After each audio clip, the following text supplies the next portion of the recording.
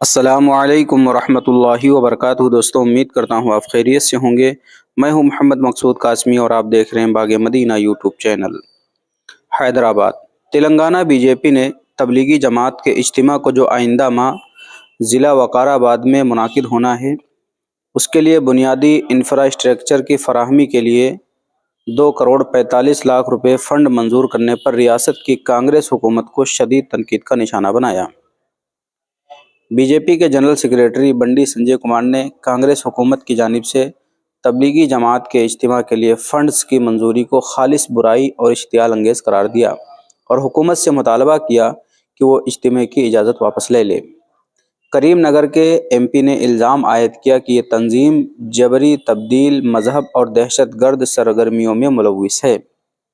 انہوں نے پوچھا کہ آیا ریونت ریڈی کی نئی حکومت کو یہ معلوم ہے انٹیلیجنس ایجنسیاں کیا کر رہی ہیں؟ کیا آپ ٹکڑے ٹکڑے گینگ کے ساتھ تلنگانہ کو کیا بنانا چاہتے ہیں؟ انہوں نے چیف منسٹر ریونت ریڈی سے مطالبہ کیا کہ وہ اجتماع کی اجازت دے فنڈز منظور کرنے والے عہدیداروں کے خلاف کارروائی کریں۔ بی جے پی کے ایم ایل اے ٹی راجا سنگھ نے بھی تبلیغی جماعت کے اجتماع کے لیے حیران کن 2,45 کروڑ روپے منظور کرنے پر کانگریس حکومت کو آڑے ہاتھوں لیا۔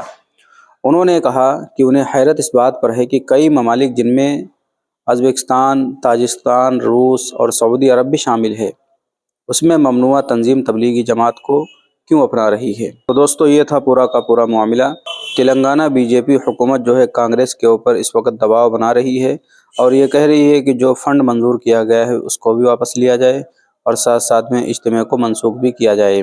اب آپ حضرات کا اس خبر کے متعلق کیا کہنا ہے؟ نیچے کمنٹ باکس میں اپنی رائے کا اظہار ضرور کریں اور پہلی بار چینل پر آئیں سبسکرائب بھی کر سکتے ہیں۔